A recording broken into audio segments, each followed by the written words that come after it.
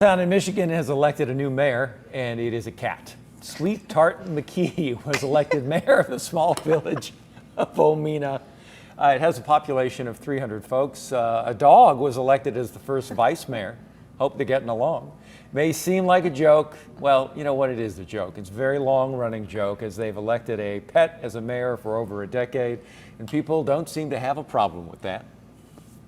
They have their paw, and we accept paw prints. Okay. So, legal documents can be executed with a paw print. So with the paw print, you can say only canned food from now on. That's how it's going to be.